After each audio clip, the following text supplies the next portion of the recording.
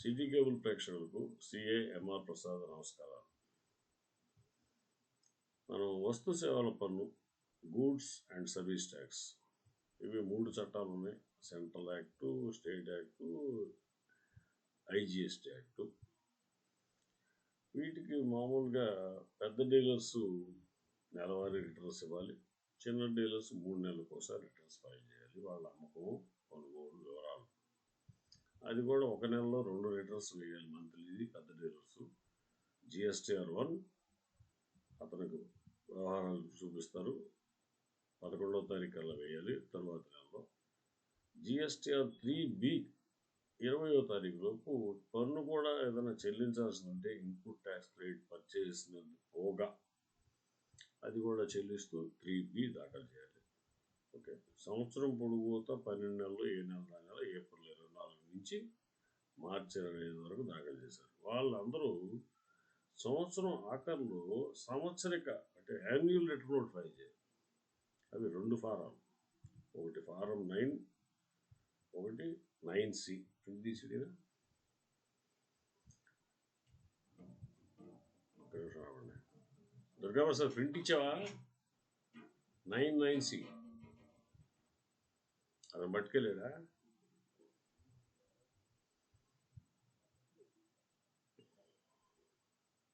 ఇక్కడ చదివించి వెళ్ళిపోరా బాబాయ్ అంటే ఇక్కడి నుంచి అంటే ఇప్పుడు మీరు వచ్చాక నేను ఇక్కడి నుంచి మేలిస్తే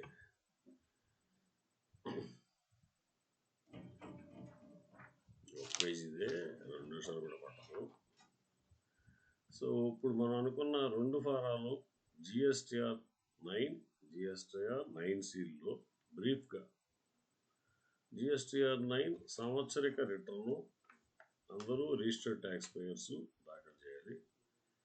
9C ఏంటంటే రికన్సిలియేషన్. 12 నెలలు వేసిందంటూ ఒక్కోసారి ఎర్రర్స్ ఆఫ్ ఒమిషన్ కమిషన్ జరుగుతాయి, హ్యూమన్ మిస్టేక్స్. అవి సరి చేసుకోవడానికి plus reconciliation. IT turn over వేరు, జిఎస్టీ టర్న్ ఓవర్ వేరు. ఎందుకంటే అడ్వకేట్స్ అంటాడు ఉదాహరణకైతే వాళ్ళు ఇచ్చే సేవల మీద పన్ను వాళ్ళు వసూలు చేయాలి. వాళ్ళ సేవలు తీసుకున్న వ్యాపార సంస్థే రివర్స్ ఛార్జ్ మెకానిజంలో కట్టాలి. అలా చూస్తే జిఎస్టీలో టర్న్ ఓవర్ ఎక్కువ కనపడుతుంది. ఆదాయం పన్ను లెక్కల్లో అది ఖర్చు, సేల్ కాదు. అందుకని టర్న్ ఓవర్ అది ఉండదు.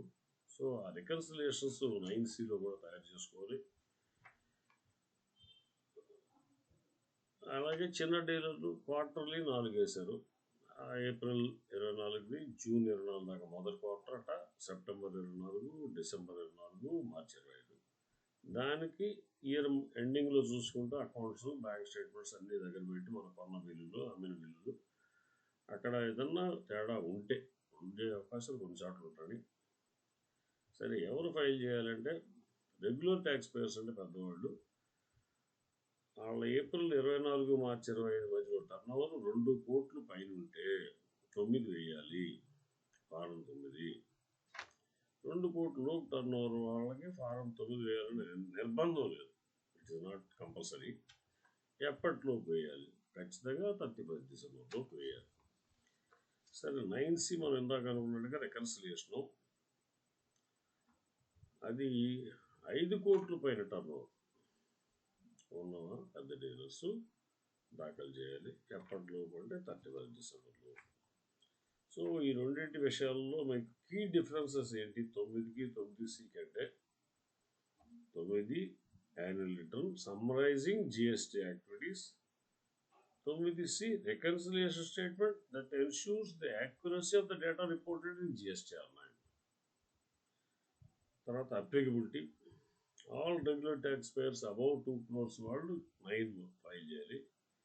9C above 5 crores turnover వాళ్ళు ఫైల్ చేయాలి. సో రీసెంట్గా చేంజెస్ వచ్చేప్పటికి దాంట్లో కొన్ని కాలమ్స్, టేబుల్స్ మార్చారు జిఎస్టీ కౌన్సిల్ వారు. అవి కూడా గమనించుకుని 31 డిసెంబర్ లోపు ఇప్పటి వరకు చేయని వాళ్ళు చేయకపోతే లేటుగా దాఖలు చేసినందుకు రోజుకి ఇంత ఆలస్య రుసుము ఉంది. మీటర్ తిరిగినట్టు పెరిగిపోతుంది. అందుకని అన్నెసరీగా అది ఎందుకు అడాలి? మనం సకాలంలో దాఖలు చేసి చెల్లించవలసిన పన్ను ఉంటే చెల్లిస్తాం, బయటకు వచ్చేస్తాం. ఈ విషయాలు నమస్కారం తెలియపరచుకున్నాం. ఇది ఇది 5 నిమిషాలు వచ్చిందన్న. ఈ 2 3:30,